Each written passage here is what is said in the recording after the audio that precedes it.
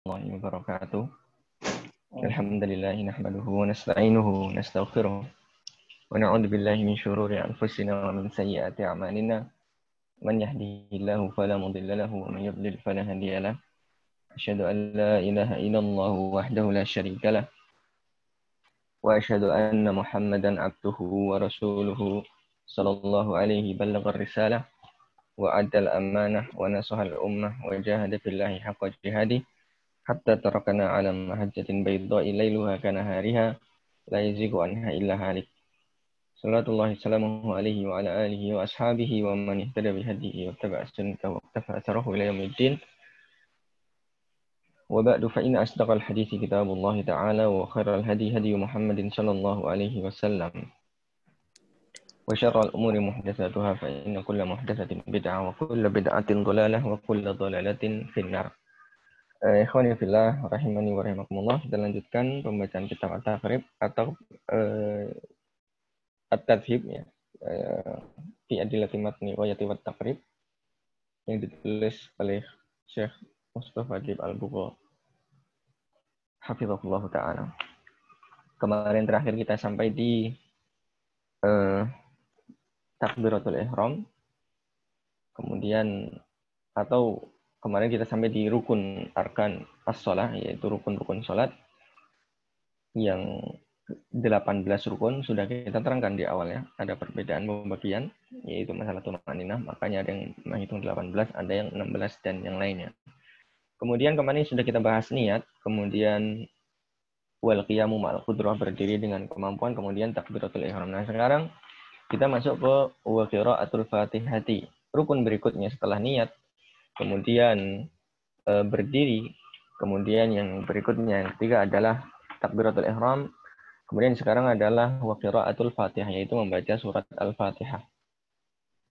Kemudian rukun berikutnya adalah wa bismillahirrahmanirrahim ayatun minha, dan bismillahirrahmanirrahim adalah ayat dari suratul Fatihah. Jadi harus dibaca. Kalau seandainya tidak dibaca, maka seperti seseorang yang tidak sempurna membaca Al-Fatihah dengan kemampuan. Maka seperti ini hukum salatnya tidak sah karena dia rukun. Kemudian war ruku' wa tuma'ninatu fihi, dan juga rukuk dan tuma'ninah di dalamnya. War raf'u wal i'tidal wa tuma'ninatu fihi, dan juga mengangkat dan juga i'tidal setelah rukuk, dan juga tuma'ninah padanya. Wasujud wa tuma'ninatu fihi, kemudian sujud dan tuma'ninah padanya. Wal julusu baina sajdataini wa tuma'ninatu fihi, kemudian duduk di antara dua sujud dan juga tuma'ninah. Ya. Tuma'ninah padanya. Kemudian wal julusul akhir wa tasyahhud wa salatu 'alan nabi fihi wa taslimatul ula. Ya, kemudian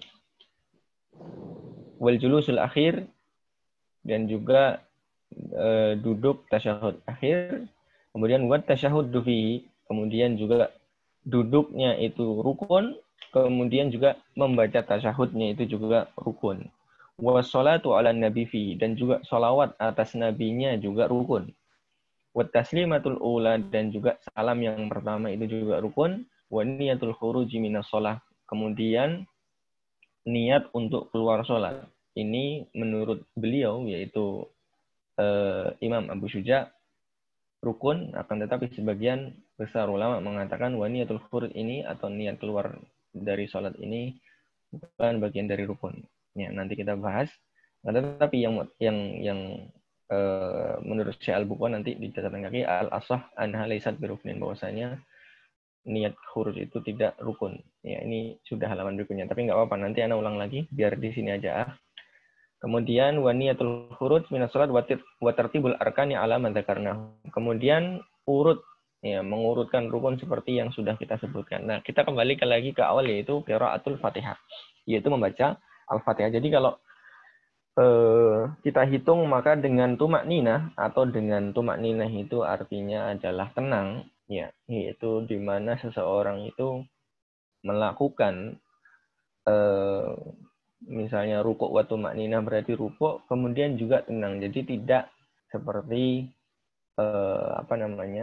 orang yang buru-buru. Jadi tumakninah itu tenang artinya. Jadi rukuk dengan tumakninah. Nah, beliau menganggap tumakninah ini rukun tersendiri. Jadi jumlahnya adalah 18. Nah, adapun ulama yang menganggap bahwasanya tumakninah itu sifatun tabi'ah, sifat yang mengikuti. Nah, ini juga tidak masalah ya. Maka membaginya menjadi 14 kalau nggak salah. Kalau nggak salahnya. Ya, jadi yang pertama adalah qiraatul Fatihah. Membaca surat Al-Fatihah. Dan membaca surat Al-Fatihahnya itu pada setiap rakaatnya. Kemudian setiap rakaat dan juga tempatnya itu adalah ketika berdiri. Ya, fil qiyam. Au badalan anil qiyam. Atau pengganti dari berdiri jika seseorang sholatnya tidak berdiri. Misalnya ketika seorang sholatnya sambil duduk misalnya atau dengan berbaring. Maka dia membacanya adalah fil qiyami au badalan minal qiyam. Ya. Jadi pada saat berdiri atau pengganti dari berdiri. Kemudian dan dalilnya adalah ya, dalil bahwasannya membaca surat Al-Fatihah, qiraatul Fatihah, ta'ayyan di sini ya, membaca ya ta'ayyan Fatihah ini atau tertentu yaitu suratnya, yaitu yang dimaksud adalah surat Al-Fatihah. Dalilnya apa? Dalilnya adalah ada hadis yang sangat terkenal, yaitu la sholat liman lam yaqra bi Fatihatil kitabnya. Tidak ada sholat bagi siapa yang tidak membaca Fatihatul Kitab atau Al-Fatihah. Ya, jadi itu adalah dalil bahwasanya tidak sah seseorang sholat. Nafi di sini adalah sholat, tidak ada sholat, maksudnya bukan tidak ada wujud sholat. Ya, akan tetapi tidak sah sholat liman lam yaqra bi Fatihatil Kitab, barang siapa yang tidak membaca Al-Fatihah. Kemudian juga hadis al-musi'u sholatuhu yang nanti akan disebutkan di bawah. Ya. Ketika beliau Shallallahu Alaihi Wasallam menyuruh seseorang mengulangi sholatnya, kemudian beliau mengatakan idri fasholli fa innaka lam yusolli. Kemudian beliau menyebutkan sumaf'al dzalika fi sholatika kulliha. Kemudian lakukanlah yang demikian itu, ya, yaitu lakukan sholat yang diperintahkan Nabi Shallallahu Alaihi Wasallam itu pada sholatmu seluruhnya. Kemudian dikecualikan bagi al-masbuk, yaitu orang-orang yang makmumnya masbuk. Ya, maka seperti ini bagi seseorang yang makmum masbuk, maka dia boleh meninggalkan Al-Fatihah. Ya, boleh meninggalkan Al-Fatihah. Li'anal imamu yatahammal anhu, karena imam sudah menanggungnya, istilahnya seperti itu ya. Jadi Nabi Shallallahu Alaihi Wasallam itu tidak menyuruh mengulangi seseorang yang masbuk. Sholat masbuk, Nabi SAW tidak suruh mengulanginya. Padahal kita tahu kalau seandainya seorang itu masbuk, maka kemungkinan pertama dia itu membaca Al-Fatihah, atau yang kemungkinan kedua bahwasanya dia itu membaca sebagian Fatihah kemudian rukuk, atau kemungkinan ketiga dia hanya rukuk saja. Dan ini ada riwayat bahwasanya ada seseorang yang rukuk kemudian berjalan, ya, memasuki safnya Nabi Shallallahu Alaihi Wasallam. Kemudian Nabi bertanya siapa tadi yang rukuk, kemudian sahabat itu menjawab, saya Rasulullah. Kemudian kata Nabi Shallallahu Alaihi Wasallam, zadakallahu hisan wala ta'ud, semoga Allah menambahkan semangatmu dan jangan diulangi. Maksudnya jangan diulangi seperti itu, yaitu jalan sambil rukuk. Nah, sedangkan Nabi Shallallahu Alaihi Wasallam tidak menyuruh mengulangi rakaatnya. Seandainya Al-Fatihah itu wajib, maka pasti dia itu tidak mendapatkan Al-Fatihah, karena dia sama sekali tidak mendapatkan qiyam, ya, sama sekali tidak mendapatkan berdiri bersama imam, hanya mendapatkan rukuk, dan Nabi SAW tidak menyuruh untuk mengulanginya. Kalau seandainya Al-Fatihah itu muta'ayyin atau wajib bagi makmum masbuk, maka Nabi pasti menyuruh mengulanginya, dan pasti diriwayatkan oleh para sahabat radhiyallahu taala anhum. Karena keadaan masbuk itu ada 3 tadi ya. Bisa jadi dia baca Fatihah atau nggak baca Fatihah atau baca sebagian. Maka seperti ini tentu Nabi SAW pasti jelaskan.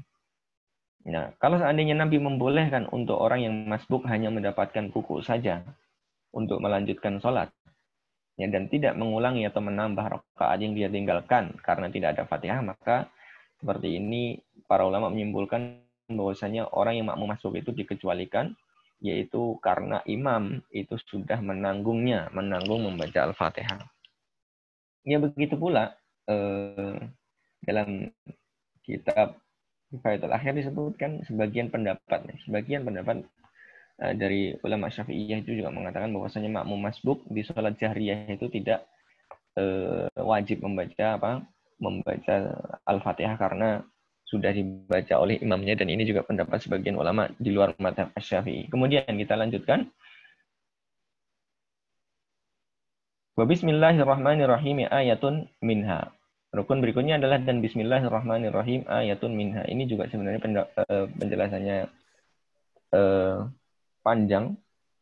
Akan tetapi kita cukupkan dengan mazhab Syafi'i dulu di sini, bahwasanya beliau dan juga ulama Syafi'iyah berpendapat bahwasanya bismillahirrahmanirrahim itu adalah salah satu ayat dari Al-Fatihah. Ya, kalau seandainya dia salah satu ayat dari Al-Fatihah, maka kata Nabi Shallallahu Alaihi Wasallam, la sholata liman lam yaqra bi Fatihatil Kitab. Rawahul Bukhari wa Muslim. Diriwayatkan Imam Bukhari dan Muslim bahwasanya tidak ada sholat bagi siapa yang tidak membaca Al-Fatihah. Ya. Dan juga dalam riwayat yang lain disebutkan la tuji sholatun liman la sholatu la tujzi sholatun la yuqra'ur rajulu fiha bi Fatihatil Kitab. Tidak sah sholat seseorang itu ketika dia tidak membaca Fatihatul Kitab. Ini diriwayatkan oleh Imam Darqutni dengan sanad yang sahih. Dan juga yang lainnya, maka kalau seandainya seperti ini, maka bismillahirrahmanirrahim itu termasuk rukun, dan ketika dia tidak membaca bismillahirrahmanirrahim, maka sholatnya tidak sah. Ya, maka sholatnya tidak sah. Kemudian, dan dalilnya apa? Bahwasannya bismillahirrahmanirrahim itu adalah bagian dari Al-Fatihah. Ya. Bahwasannya Nabi SAW itu menghitung 7 ayat, yaitu 7 ayat. Ya, 7 ayat surat Al-Fatihah. Kalau kita hitung 7 ayat itu, maka Bismillah itu masuk. Ya. Kalau seandainya nggak masuk, cuma 6. Ya, dan beliau memasukkannya sab'ul masani, maksudnya 7 ayat yang diulang-ulang. Ya, kalau 7 berarti Bismillah itu adalah salah satunya, karena kalau kita hitung hanya 6, ya, 6 ayat Al-Fatihah tanpa basmalah. Dan ini pendapat ini disandarkan pada Imam Bukhari. Akan tetapi sebenarnya Imam Bukhari tidak mengeluarkan hadis tersebut dalam yaitu hadis Nabi sallallahu alaihi wasallam menghitung 7 ayat tadi itu. Imam Bukhari tidak mengeluarkan dalam kitab sahihnya, akan tetapi dalam tarikhnya. Dan juga dari Abu Hurairah radhiyallahu taala anhu qala Rasulullah sallallahu alaihi wasallam, idza qara'tum alhamdulillah, jika kalian membaca alhamdulillah, yaitu surat Al-Fatihah, faqra'u bismillahirrahmanirrahim, maka bacalah bismillahirrahmanirrahim, innaha ummul Qur'an, karena sesungguhnya dia adalah ummul Qur'an. Ya. Ummul Qur'an artinya adalah itu artinya ibu, maksudnya adalah intisari atau induk dari Al-Qur'an, wa ummul kitab, dan juga ummul kitab, wa sab'ul masani, dan juga 7 ayat yang diulang-ulang, wa bismillahirrahmanirrahim ihda ayatiha. Ini zahir sekali dalam hadis ini. Dan juga bismillahirrahmanirrahim itu adalah salah satu dari ayatnya. Ini hadis diriwayatkan oleh Imam Darqutni, dan beliau berkata rijaluhu kulluhum thiqat. Jadi para perawinya semuanya adalah orang yang thiqah, itu terpercaya. Berarti hadisnya ini sahih. Dan juga dari Ummu Salamah radhiyallahu taala anha, anna Nabi sallallahu alaihi wasallam adal basmalata ayatun minal Fatihah. Ya. Ummu Salamah mengatakan bahwasanya Nabi sallallahu alaihi wasallam menganggap basmalah atau bismillah itu adalah ayat dari surat Al-Fatihah. Diriwayatkan oleh Ibnu Khuzaimah dalam sahihnya. Ya. Kemudian berkata Abu Nadhr Al-Muadzin rahimahullah, ittafaqu qurra'ul Kufati wa fuqaha'il Madinah ala annaha ayatun minha. Telah sepakat para ahli qiraah, orang Kufah dan para ahli fikih atau para fuqahanya Madinah, di kota Madinah, annaha ayatun minha, bahwasanya bismillah itu adalah ayat dari surat Al-Fatihah.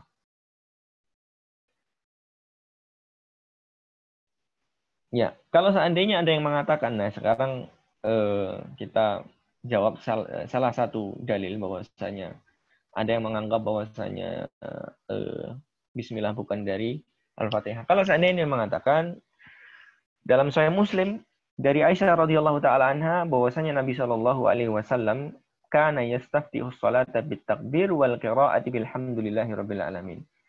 Jadi Aisyah meriwayatkan bahwasanya Nabi Shallallahu alaihi wasallam itu ketika membuka salat beliau Shallallahu alaihi wasallam itu dengan takbiratul ihram wal qiraatu dan membacanya bukan dengan bismillah tapi dengan bilhamdulillahi rabbil alamin. Hadisnya seperti itu ya, wal qiraatu bilhamdulillahi rabbil alamin. Maka jawabannya adalah kata para ulama Syafi'iyah, annal murad qira'atus suratil mulaqqabati bilhamdulillahi rabbil alamin.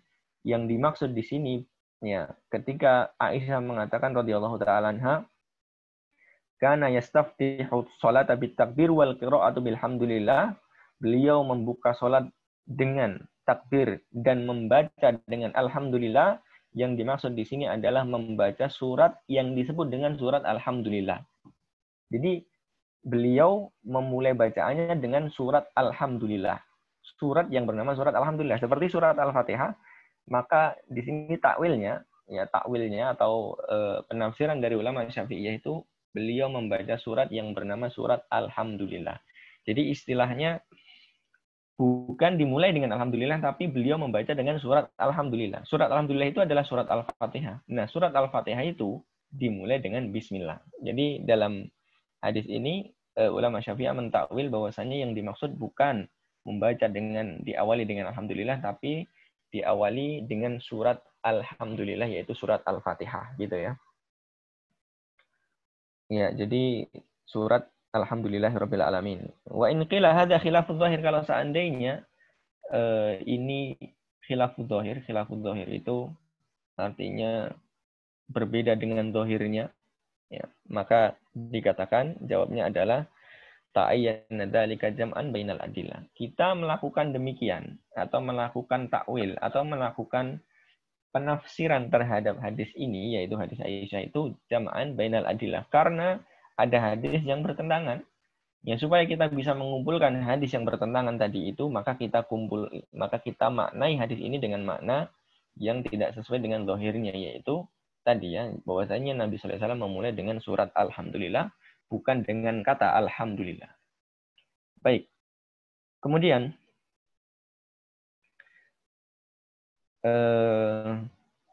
dalam mazhab Syafi'i juga disunahkan an yafsil bainal hamdulillati wal basmalah. Ini juga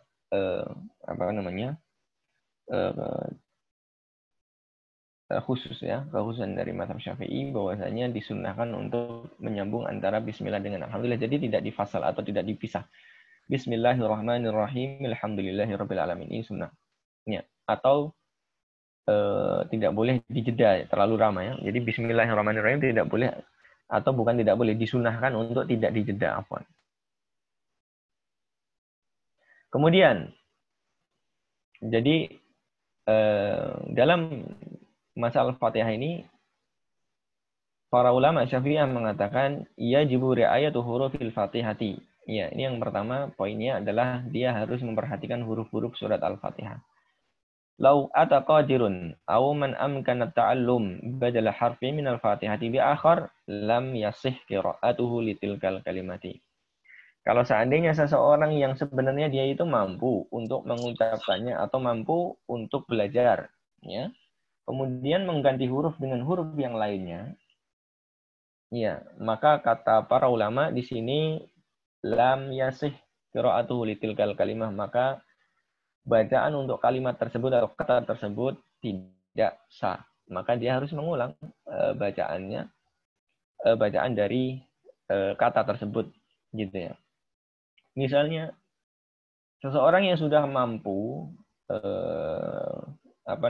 mengucapkan huruf dhad, misalnya waladhdallin dibaca waladhdallin dengan dha, maka bacaannya tidak sah. Atau seseorang yang mampu untuk belajar tapi dia nggak mau belajar, tapi dia nggak mau belajar, maka seperti ini juga la yu'dzar. Seperti ini tidak diudzur kalau dalam dalam pelajaran fikih tidak diudzur seperti ini. Ya. Jadi seseorang yang mampu belajar kan tetapi tidak mau belajar maka kesalahannya tidak diudur. Maka tetap dia bacaan dari apa? Dari waladhdhalinnya itu kalau dia ganti dha padahal dia mampu untuk mengatakan dhad atau mampu untuk belajar tapi nggak mau belajar maka dia tetap dianggap tidak sah. Ya. Karena apa? Karena ini adalah Al-Fatihah itu adalah rukun dari rukun salat dan salat adalah salah satu rukun dari rukun Islam dan rukun yang paling kuat. Ya, rukun antara pembeda antara seorang muslim dengan kafir yaitu salat. Ya, maka seseorang ketika tidak memperbaikinya maka dilihat ya kalau dia mampu untuk belajar dan dia tidak mau untuk belajar dan dia tetap salah terus maka kasihan orang seperti inilah yudhar tidak dihukumi atau tidak dimaafkan maka tetap dianggap tidak sah. Kemudian orang yang mengganti syaratal ladzina menjadi allazina dengan zai ini juga mengganti huruf seperti ini. Atau alhamdulillah dengan alhamdulillah dengan haknya. Maka semua ini adalah bagi orang-orang yang mampu belajar atau mampu mengucapkannya berbeda dengan orang-orang yang apa? Yang udzur atau orang yang memang nggak bisa di situ. Kesusahan kita untuk mengucapkan huruf alhamdulillah dibaca alhamdulillah. Maka seperti ini orang yang memang kesusahan, maka itu yu'dzar, maka diudur tetap sah dianggap sah. Ya, tetap dianggap sah. Nah, bahkan para ulama Syafi'iyah membahas ya tersendiri permasalahan tersendiri dalam masalah huruf qaf. Ya. Para ulama mengatakan walau nataqa bil qafil mutaraddidati baina qaf wal kaf. Ya. Kalau seandainya seseorang itu mengucapkan qaf itu dia antara qaf dan kaf. Ya, yaitu ihdinas siratal mustaqim harusnya. Kalau di kita kan ihdinas siratal mustaqim itu salah dengan kaf. Nah, kalau dia mampu untuk mengucapkan qaf tapi dia meringankannya dengan kaf maka salatnya tidak sah atau bacaannya tidak sah. Nah, ada orang yang meringankannya dengan ihdinas siratal mustaqim dengan G.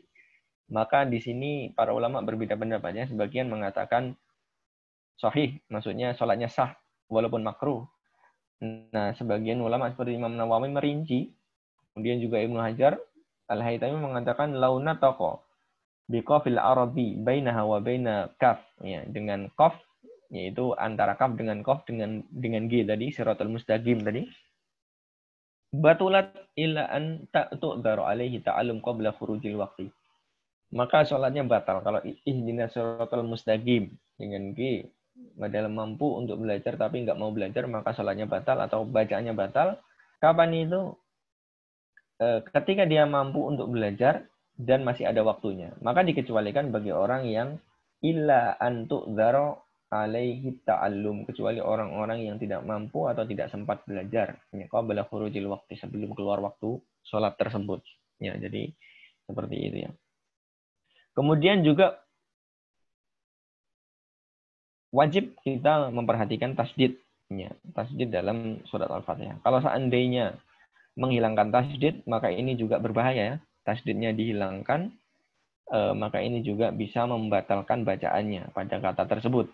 Akan tetapi sebaliknya, kalau seandainya mentasdidkan bacaan yang tidak ada tasdidnya, maka para ulama di sini memberikan udzur karena kadang terpleset gitu ya.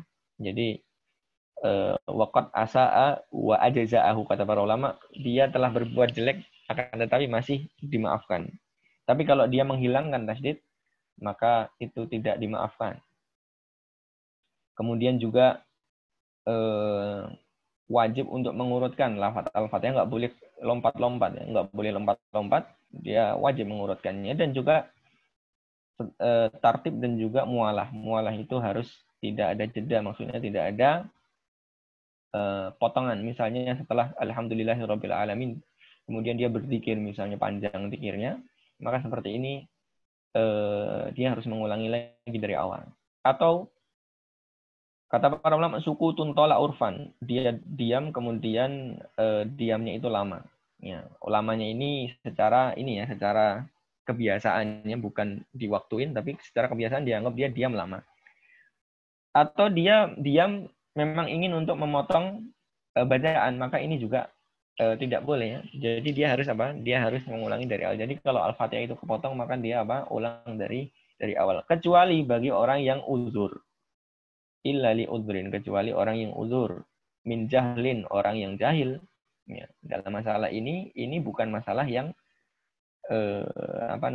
bukan masalah yang zahirah, bukan masalah-masalah yang ma'lum min ad-din bid-darurah, masalah memotong Al-Fatihah ini. Maka kalau yang seperti ini, perkara-perkara yang tidak semua orang tahu seperti ini, maka orang yang jahil atau orang yang tidak tahu maka dimaafkan. Ausahwin, atau orang yang lupa, atau orang yang nangis ya karena dia mentadaburi Al-Fatihah kemudian dia menangis misalnya dalam iyyaka na'budu wa iyyaka nasta'in, kemudian orang itu nangis, maka terpotonglah ayatnya, akan tetapi tidak mengapa karena itu uzur. Atau mengaminkan juga ketika misalnya ada makmum masbuk yang dia baru masuk, nah akan tetapi imam sudah mengatakan waladhdallin. Nah, si makmum ini membaca alhamdulillahirabbil alamin, kemudian imamnya apa? Waladhdallin. Maka dia potong alhamdulillahirabbil alaminnya dengan amin misalnya. Kemudian dia lanjutkan ar-rahmanir-rahim. Maka seperti ini tidak mengapa. Potongan seperti ini adalah tidak mengapa. Atau potongan yang dia itu membenarkan imam, fathu alal imam misalnya. Imamnya membaca salah kemudian dibenarkan, ini juga tidak masalah. Jadi membaca Al-Fatihah itu harus urut ayatnya dan juga harus mualah ya, harus disambung. Maksudnya tidak boleh ada jeda yang panjang. Nah, kemudian bagi orang yang tidak mampu membaca Al-Fatihah, ya, wa in ajiza, ya, ada kata ajiza dan ajaza, dua-duanya betul, akan tetapi dengan fathah itu lebih asah atau afsah. Ya, ajaza boleh, ajiza juga boleh. Ya, tetapi kata para ahli lughah, ajaza itu lebih afsah, yaitu ajaza itu artinya orang yang tidak mampu. Ya, orang yang tidak mampu membaca Fatihah atau Al-Fatihah, akan tetapi dia bisa membaca atau pernah hafal atau bisa menghafalkan ayat yang lainnya, maka ayat di selain surat Al-Fatihah, maka dia menggantinya dengan surat yang lain tersebut, gitu ya. Walaupun surat tadi itu ayatnya itu potong-potongan, ya. Jadi misalnya potongan dari surat ini, potongan dari surat ini, misalnya dia hafal potong-sepotong dikumpulkan, maka boleh untuk menggantikan Al-Fatihah dengan syarat apa? Dengan syarat hurufnya itu tidak kurang dari huruf Al-Fatihah. Jadi kalau dihitung panjangnya itu tidak boleh kurang dari panjangnya apa? Ayat-ayat dari surat Al-Fatihah. Ya, walaupun ayat itu tadi potong-potongan tidak urut gitu ya. Kemudian bagi orang yang bisa atau hafal, ini masih bagi orang-orang yang tidak mampu membaca Fatihah. Ini bagi orang yang mampu membaca sebagian Al-Fatihah, ya. Akan tetapi sebagian yang lain tidak. Ya, misalnya cuman dia bisanya iyyaka na'budu wa iyyaka nasta'in misalnya. Maka dia datangkan yang bisa itu, ya. Kemudian dia mendatangkan badalnya yang selainnya. Ya, jadi dia datangkan badal dan juga dia datangkan ayat yang bisa tadi misalnya. Caranya bagaimana? Caranya kalau seandainya dia hafalnya iyyaka na'budu wa iyyaka nasta'in, maka badalnya ditaruh di depan, kemudian setelah badal kemudian iyyaka na'budu wa iyyaka nasta'in, kemudian didatangkan badal berikutnya gitu ya. Itu kalau dia bisanya hanya sebagian kata dari atau sebagian ayat dari surat Al-Fatihah. Ya. Kalau seandainya dia mampunya misalnya satu ayat saja tadi, ya karena dua yang ngerasain dan nggak bisa yang lainnya, maka kata para ulama karrara alladhi yuhsinuhu sab'an. Jadi dia mengulang-ulang itu sampai 7 kali, iya karena butuh ya karena stain sampai 7 kali. Ya, itu jadi setiap ayatnya menggantikan ayat yang digantikan. Jadi kalau dia tidak bisa mampu mendatangkan badal, maka diulang-ulang sampai 7 kali. Kemudian kalau seandainya ajiza anil Qur'ani, ya, kalau seandainya dia sama sekali nggak bisa membaca Al-Quran. Ini bagi orang-orang misalnya orang yang baru masuk Islam, kemudian sholat maghribnya tinggal 5 menit misalnya. Maka seperti ini semampu dia. Ya. Nah, sholat maghribnya tinggal 5 menit, padahal dia sudah masuk Islam. Sudah wajib baginya sholat maghrib. Maka apa yang dia lakukan sedangkan dia tidak mampu. Nah, kalau ini bagi yang tidak mampu sama sekali membaca Al-Quran, maka dia datangkan zikir. Ya, 7 kali zikir. Ya, zikrin au du'ain. Ya, 7 zikir atau doa yang berhubungan dengan akhirat ya. Dan tidak boleh hurufnya itu kurang dari hurufnya Al-Fatihah. Kemudian kalau seandainya dia tidak mampu semuanya, maka in ajiza an dzalika kullihi hatta ajiza an tarjamati dzikrin aw doa, sampai dia nggak mampu walaupun sampai terjemahan zikir ataupun doa. Jadi Al-Fatihah itu tidak diterjemahkan. Akan tetapi kalau takbir, kalau orang yang nggak mampu takbir itu boleh diterjemahkan takbiratul ihram. Kalau nggak mampu untuk zikir itu boleh diterjemahkan. Akan tetapi Fatihah tidak boleh diterjemahkan. Nah, ini orang yang zikir pun nggak mampu dia apa?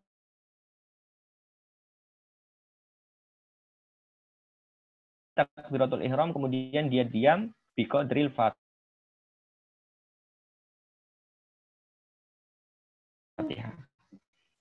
Ya.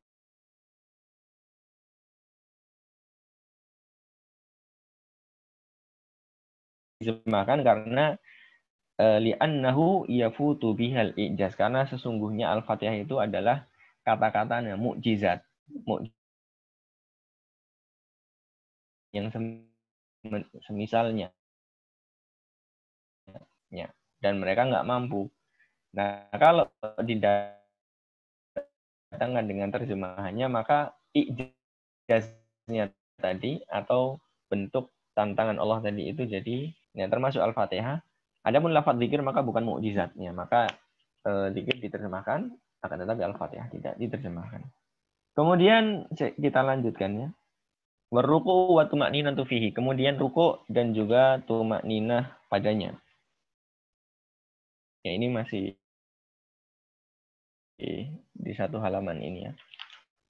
Warruku wa tuma'ninatu fihi, dan juga ruku dan juga tuma'ninah padanya. Ya, maka kewajiban atau kerukunan ya, bukan kerukunan, kewajiban ruku atau yang menjadi dasar bahwasanya ruku itu adalah rukun, ya rukun adalah salah satu kewajiban. Itu telah tetap dalilnya dalam ruku dan wajib tumak ninah di dalam. Jadi ruku itu adalah rukun dan tumak ninahnya itu juga rukun. Jadi ruku dan tumak ninah. Ini jadi Al-Quran ada, kemudian sunnah dalam hadis juga ada, kemudian juga ijma juga mengatakan bahwasanya ruku dan tumak ninahnya itu adalah hukumnya wajib. Kewajiban itu kalau ada pada dari hadisnya liqaulihi sallallahu alaihi wasallam, berdasarkan sabda Nabi sallallahu alaihi wasallam kepada orang yang sholatnya salah ya, yaitu ketika datang seseorang kemudian nyalami Nabi sallallahu alaihi wasallam, kemudian sholat, kemudian selesai sholat kata Nabi sallallahu alaihi wasallam, irji fasolli fa innaka lam tusalli, ulangi sholatmu sesungguhnya engkau enggak sholat, sampai 3 kali. Kemudian orang ini mengatakan, ajari saya sholat wahai Rasulullah. Kemudian Rasul mengatakan apa? Sumarka, dalam hadis itu dikatakan sumarka hatta tatma'inna raqian. Kemudian rukuklah sampai rukukmu itu tumak nina. Ya, ini dalam hadis. Kemudian dalam Al-Quran juga banyak ya, warka'u ma'ar raqiin. Ya, rukuklah bersama orang-orang yang rukuk. Perintah rukuk di sini, perintah mutlak seperti ini dalam kaidah usul al-amru yaqtadil wujub. Jadi perintah itu asalnya adalah wajib, kecuali kalau ada qarinah yang memalingkannya. Nah, ini enggak ada qarinah yang memalingkannya dan justru menguatkan bahwasanya ruku itu adalah hukumnya wajib, harus ada di dalam sholat. Maka disebut dengan rukun. Ya. Kemudian aqallu ruku, ya paling sedikitnya ruku. Ya, paling sedikitnya ruku di sini. Ya, jadi ruku itu kan paling minimalnya. Ya. Saya bacakan dari kitab Al-Kifayah. Imam Asy'ari mengatakan an yanhaniyal qadirul mu'tadilul khilqah hatta tablughu rahatahu rukbatayhi. Ya. Jadi seseorang itu nunduk, ya, seseorang yang mampu nunduk itu nunduk mu'tadilul khilqati. Apa namanya? Posturnya itu sedang. Jadi bukan orang yang panjang sekali tangannya, maksudnya begitu ya. Nunduk kemudian hatta tablughu rahatahu sampai kedua telapak tangannya itu menyentuh pada atau menggenggam pada atau memegang atau menyentuh pada rahatahu rukbatayhi, dua lututnya. Jadi dia nunduk kemudian tangannya itu sampai memegang lututnya. Ya, jadi seperti itu. Jadi kalau seandainya dia itu cuman nunduk saja kemudian tangannya itu sampai ke lutut, ya maka disebut dengan rukuk. Nah, ini paling minimalnya rukuk seperti itu bagi orang yang mampu. Karena kurang dari itu tidak dinamakan rukuk. Ya, tidak dinamakan rukuk hakikatan. Adapun rukuknya bagi orang yang tidak mampu, nah itu beda lagi nanti ya. Ini bagi orang yang mampu. Kalau bagi orang yang tidak mampu untuk nunduk tadi, untuk menundukkan badannya sampai batas yang kita tentukan, yaitu sampai sejajar, sampai nunduk kemudian tangannya sampai ke lututnya, kecuali dengan penolong, maka dia harus meminta pertolongan itu. Misalnya kalau dia nggak mampu rukuk kecuali pakai tongkat misalnya, maka dia wajib pakai tongkat. Dia nggak mampu rukuk kecuali nyandar, maka wajib baginya nyandar. Dia tidak mampu rukuk kecuali dengan orang yang menolongnya, dan tidak ada orang yang menolongnya kecuali bayar, wajib baginya untuk bayar orang. Untuk apa? Untuk merukukkan dia tadi itu. Ya. Jadi seperti itu. Ya. Kalau seandainya tidak mampu, memang tidak mampu rukuk asalnya, maka dia memalingkan badannya ke depan semampunya. Kalau dia tidak mampu memalingkan badannya ke depan atau menundukkan badannya, maka dengan dengan sedikit lebih rendah atau dengan isyarat terakhir ya. Terakhir dengan apa? Dengan isyaratnya. Ini bagi orang yang berdiri. Nah, orang yang berdiri. Adapun orang yang duduk, maka rukuknya itu adalah dia menghadapkan jidat dia, yaitu di depan lututnya. Jadi jidat dia itu sampai berada di depan di depan lutut dia. Ya, jadi dalam mazhab Syafi'i orang yang duduk itu paling afdal adalah duduk iftirash. Ya, duduk iftirash yaitu duduk seperti tasyahud awal. Nah, ini walaupun diperbolehkan juga duduk tarobo, yaitu bersila kalau seorang sholat sambil duduk, akan tetapi yang dikuatkan duduk iftirash. Kenapa? Karena duduk iftirash itu qu'udul ibadah atau qu'udus sholat. Jadi duduknya orang yang sholat gitu. Kalau duduk bersila bukan duduknya orang sholat. Nah, ini juga dibuktikan bahwasanya ada hukum-hukum terkait dengan dengan duduk iftirash tadi. Ketika rukuk misalnya, rukuknya orang yang sambil duduk tadi sampai mana ya? Berarti ya sampai dengkulnya atau di atas lutut dia tadi, gitu ya. Di atas lututnya orang yang duduk tadi. Maka kalau seandainya dia mampu segitu terus dia cuma menundukkan sedikit, maka kata para ulama Syafi'iyah la yujzi'hu, maka tidak tidak diperbolehkan untuk kurang dari itu. Nah, kemudian paling sempurnanya adalah an yanhaniya bihaitsu tuhaddi jabhatahu mawdi as-sujudi. Nah, ini paling sempurnanya bentuknya seperti orang sujud. Jadi benar-benar ditekuk badannya sampai dekat dengan Dekat dengan tempat sujudnya. Jadi minimalnya sejajar dengan lutut, maksimalnya atau paling sempurnanya yaitu bisa sejajar dengan tempat sujud. Ya, tempat sujud berarti lebih dalam lagi. Ya, ini bagi orang yang mampu mampu melakukan itu dan dia tidak berdiri, maksudnya dalam keadaan duduk. Kemudian tumakninah yang ada pada rukuk ini batasannya apa? Ya, dia seseorang itu diam sejenak sampai anggota badan rukuk berarti anggota badan ketika dia badannya menekuk ke depan itu, dan jadi dia menunggu sejenak ketika rukuk, kemudian dia berhenti dari gerakan nunduknya tadi itu berhenti sejenak. Jadi istilah para ulama yanfasilu huwiyuhu atau yanfasilu hawiyuhu an raf'ihi walau wasala ila haddir ruku'. Ya. Jadi apa namanya? Dia pisah dulu sejenak ya. Jadi misalnya seseorang setelah apa namanya? Setelah berdiri kemudian rukuk. Nah, rukuknya itu seperti orang yang pelan-pelan kemudian rukuk kemudian berhenti sejenak. Nah, ini baru dinamakan apa? Tumak nina. Kalau seandainya dia nggak berhenti sejenak, jadi ruko langsung, bahkan kadang ada dilebihkan ke bawah sedikit langsung naik. Jadi ruko dilebihkan sedikit ke bawah langsung naik. Jadi seolah-olah gerakannya tidak ada diamnya. Jadi langsung buat walaupun pelan, maka itu tidak dinamakan apa? Tidak dinamakan tumak nina. Jadi tumak nina itu harus diam sebentar. Ada fasalnya, ada apa namanya? Ada pemisahnya. Kemudian juga disyaratkan dia niat untuk menunduk itu niat untuk ruku gitu ya.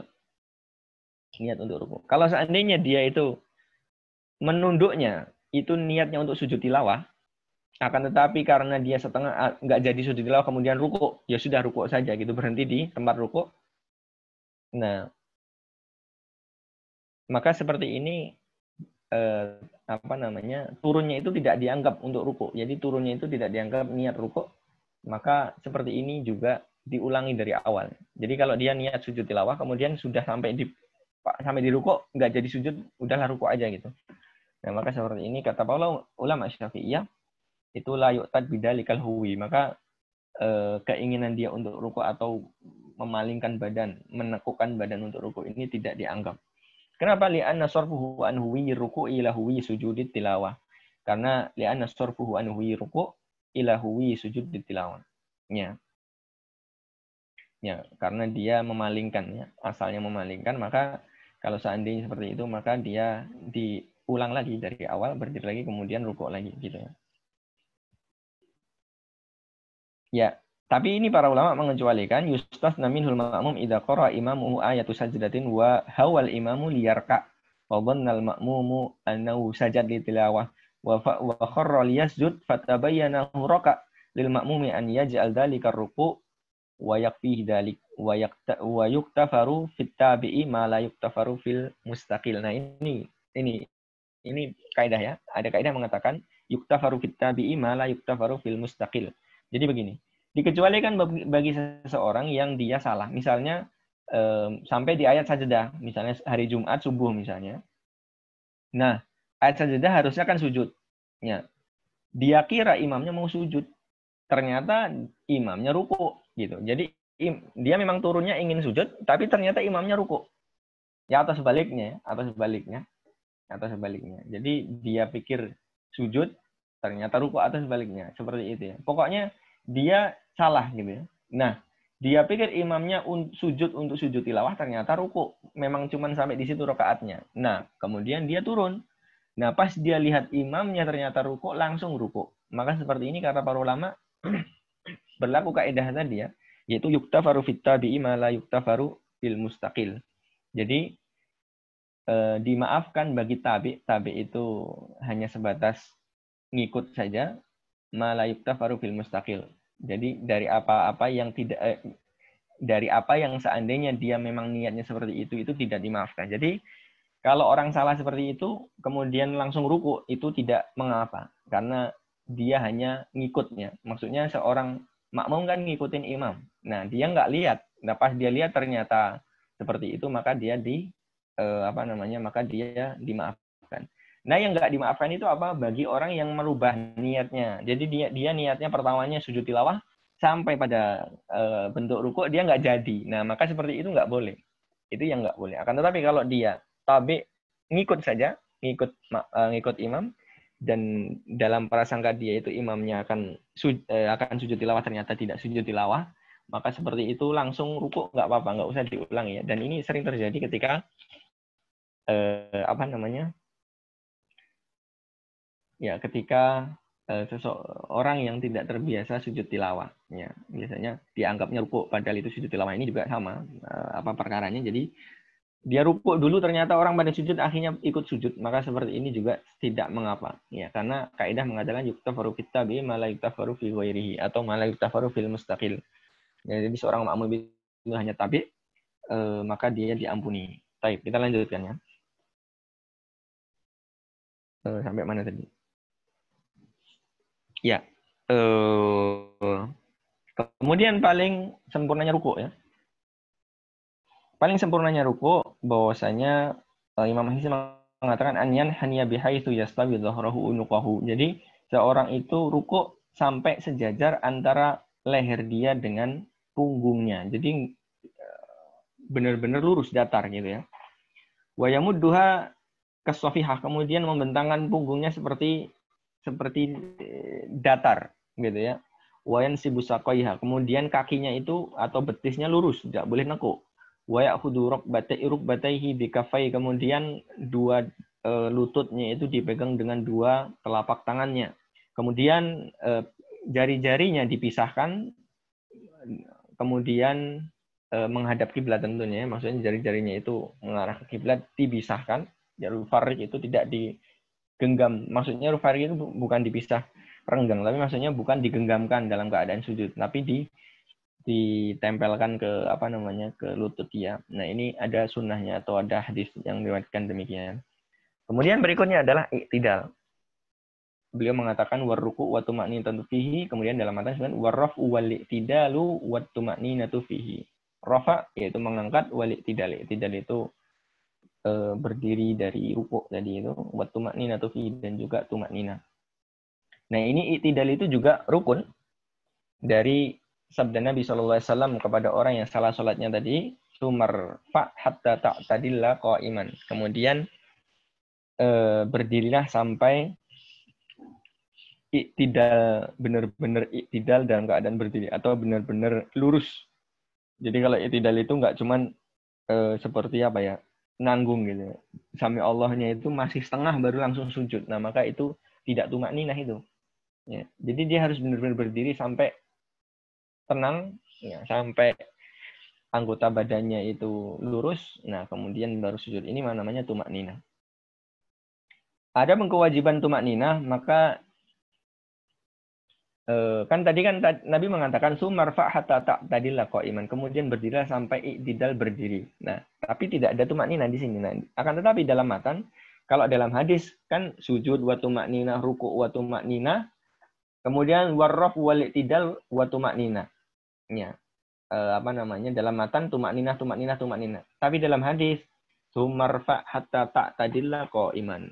Tidak mengatakan sumarfa atau summa tadil hatta tatma'inna i'tidalan, enggak disebut seperti itu.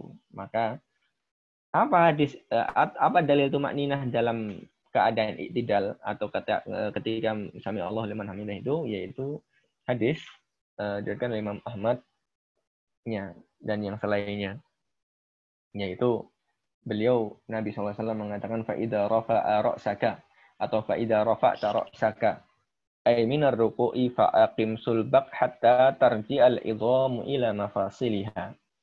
Ketika kalian atau ketika kamu mengangkat kepalamu, artinya mengangkat kepala dari ruku', fa'aqim sulbak hatta tarji'al idham ila mafasiliha. Sampai tulang itu kembali kepada sendi-sendinya. Maksudnya benar-benar lurus. Nah, ini menunjukkan bahwasannya seseorang yang iktidal itu juga harus mengembalikan tulang pada posisi sendinya, yaitu lurus. Maksudnya harus tumakninah. Ini adalah dalil tumakninah dalil bahwasanya wajibnya tumakninah dalam iktidal, walaupun dalam hadis musii'us shalat tadi itu dikatakan hatta ta'tadilla qa'iman, tidak disebutkan tumakninah gitu ya. Begitu pula dalil yang kedua, qiyasan alal julus baina sajdataini. Kemudian juga dikiaskan dengan duduk di antara dua sujud. Kenapa? Karena iktidal dan duduk di antara dua sujud ini kalau dalam mazhab Syafi'i ini namanya rukun qasir ya. Walaupun nanti di sini dibahas panjang. Akan tetapi ini sama. Ini adalah rukun yang bukan dimaksudkan lidzatiha, kata para ulama Syafi'iyah. Jadi ini adalah rukun yang tidak dimaksudkan aslinya seperti itu, tapi hanya sebagai pemisah gitu ya. Kira-kira seperti itu kata gampangnya. Maka dikiaskan dengan duduk di antara dua sujud. Karena duduk di antara dua sujud di dalam dalam hadisnya disebutkan majlis hatta tatma'inna jalisan. Kemudian duduklah sampai tumak ninah.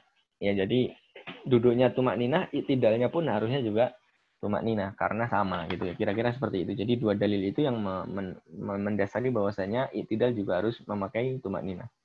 Kemudian i'tidal yang wajib itu bagaimana? An ya'uda ba'da ruku'ihi ilal hay'ati allati kana 'alaiha qabla ruku'. Ini i'tidal yang paling atau wajib seseorang melakukan i'tidal itu bagaimana? Yaitu seseorang kembali untuk berdiri atau untuk lurus lagi sebagaimana dia sebelum rukuk. Nah, kalau sebelum rukuk dia sudah mencong misalnya, maka ya tetap baliknya mencong, nggak harus lurus lagi kalau dia makdur, kalau dia teruzur ya. Ada orang yang uzur memang punggungnya itu sudah bungkuk misalnya, maka dia minimalnya kembali lagi ke bentuk semula gitu ya. Sawa'un sholaha qa'iman aw qa'idan, baik salatnya itu berdiri ataupun duduk. Kalau seandainya seseorang yang ruku itu mengangkat kepalanya, kemudian dia sujud dan dia tadi ragu apakah sudah i'tidal dengan benar atau belum. Jadi seorang yang Sami Allah liman hamidah kemudian sujud. Nah, setelah dia sujud, ragu. Apakah tadi i'tidalnya sudah lurus atau sudah tumakninah belum? Kalau dia ada keraguan, wajib an ya'tadila qa'iman wa yu'idus sujud. Balik lagi i'tidal lagi kemudian ngulangi sujudnya. Ya. Wa yajibu alla yaqsida bi raf'ihi ghairal i'tidal, dan juga tidak boleh mengangkat kepalanya niatnya itu bukan untuk i'tidal. Ya, dari rukuk mengangkat kepalanya bukan i'tidal, seperti dia melihat ular misalnya. Melihat ular lewat, ya, kaget gitu ya. Kemudian setelah kaget kepalanya diangkat dari rukuk. Nah, karena sudah terangkat ya sudah i'tidal sekalian, maka ini tidak boleh. Ya. Farafa'a faza'an minha lam yu'tad bihi. Maka kalau dia mengangkatnya kaget karena ular misalnya, maka tidak dianggap. Kemudian ini yang poin lagi bahwasanya tidak boleh memanjangkan i'tidal, akan tetapi ini termasuk kekhususan mazhab Syafi'i juga ini ya. Jadi memanjangkan i'tidal ini ada hadisnya, ada dalilnya. Akan tetapi dalam mazhab Syafi'i memanjangkan i'tidal tanpa alasan malah membatalkan sholat. Kenapa? Karena i'tidal itu adalah rukun qashir. Rukun qashir itu rukun yang pendek. Tidak boleh dipanjangkan. Kalau seandainya panjangnya itu melebihi bacaan Al-Fatihah dia, maka sholatnya tidak sah. Maka sholatnya jadi batal. Karena dia menambahkan gerakan yang bukan dari gerakan sholat. Kira-kira seperti itu. Akan tetapi, ada riwayat dalam Sahih Bukhari, bahwasanya Anas yang aturan sholat Nabi SAW, yaitu Anas bin Malik mensifat,kan kepada kita sholatnya Nabi SAW. Ya, dari rawi mengatakan demikian. Kemudian fakan yusalli fa idza rafa'a ra'sahu min ar-ruku'i qama hatta naqula qad nasi. Ya, ketika beliau Anas bin Malik itu mengkisahkan salatnya Nabi sallallahu alaihi wasallam pada kita, kemudian dia bangkit dari ruku', qama hatta naqula qad nasi. Dia berdiri kemudian sampai kita katakan ini lupa ini gitu. Maksudnya Anas lupa ini sampai rakaat berapa, makanya dia diamnya lama. Kira-kira seperti itu ya. Ya, dalam Sahih Ibnu Hibban dikatakan jelas ini, fa idza rafa'a ra'sahu minar ruku' qulna qad nasiya min tulil qiyam.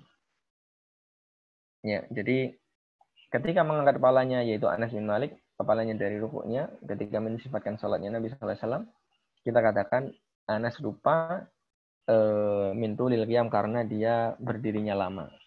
Nah, ini kemungkinan pertama memang lupa beneran, atau yang kedua memang sengaja mencontohkan bahwasanya Nabi itu memanjangkan i'tidal.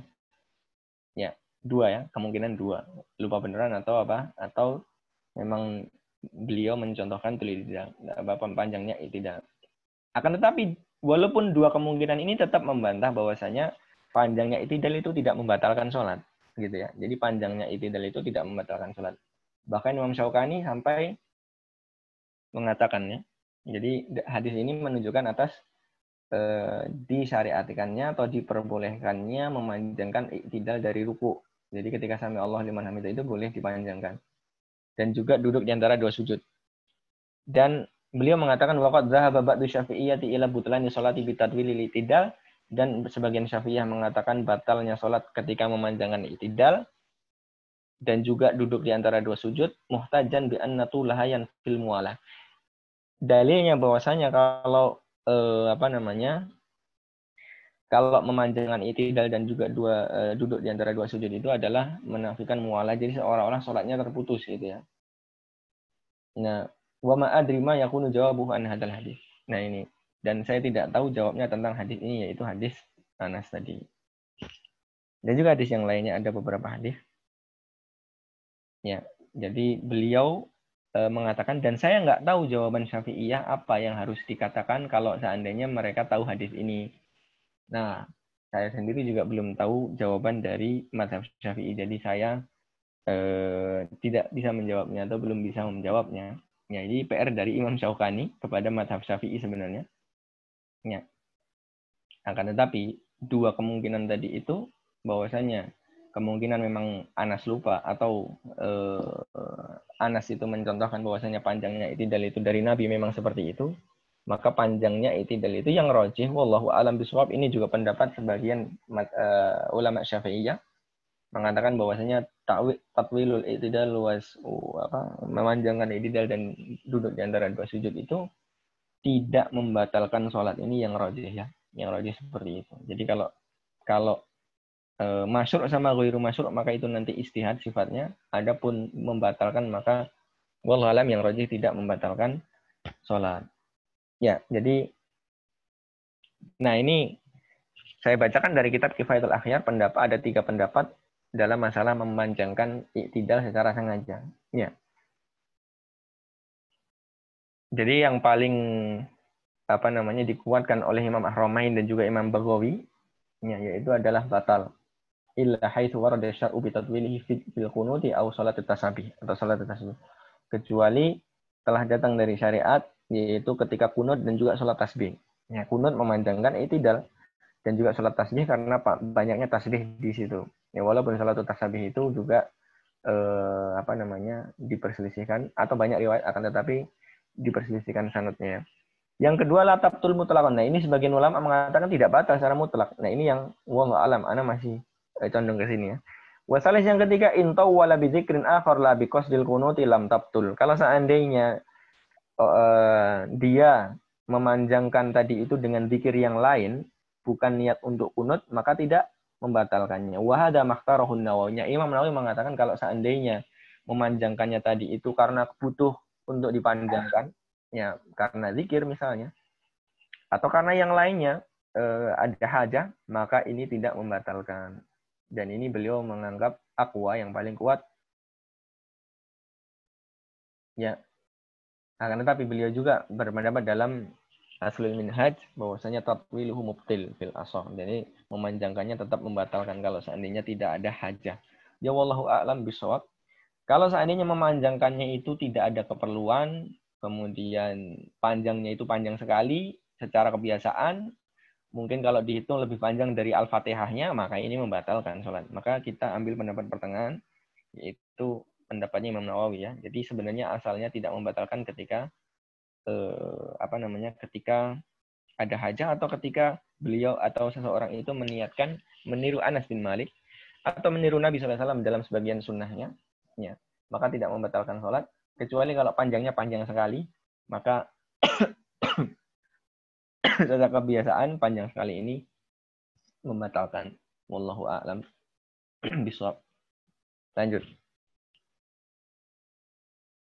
Kemudian, karena ini sampai jam berapa ya? Kita kan biasanya mulai jam 5.20, sekarang 5.10, ini sampai jam berapa kira-kira?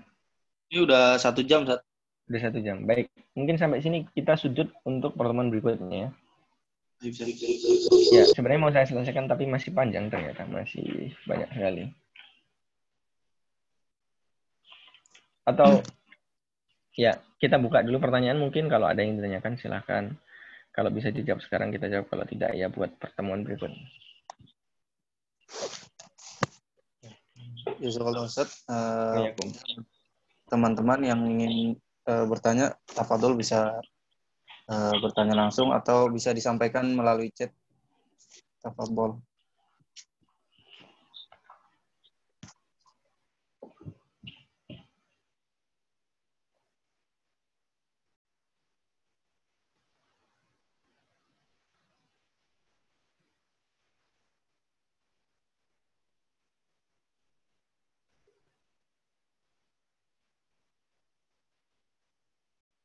Ya, sepertinya tidak ada yang ditanyakan ini. Sudah cukup panjang mungkin penjelasannya. Iya, Seth. Ini nggak ada Ya, yang bertanya, ditutup aja langsung, Seth. baik, kita tutup dengan kafaratul majelis. Subhanakallahumma wabihamdika asyhadu an la ilaha illa anta astaghfiruka wa atubu ilaik. Assalamualaikum warahmatullahi wabarakatuh. Waalaikumsalam warahmatullahi wabarakatuh. Jazakallahu khairan, Seth. Wa ya.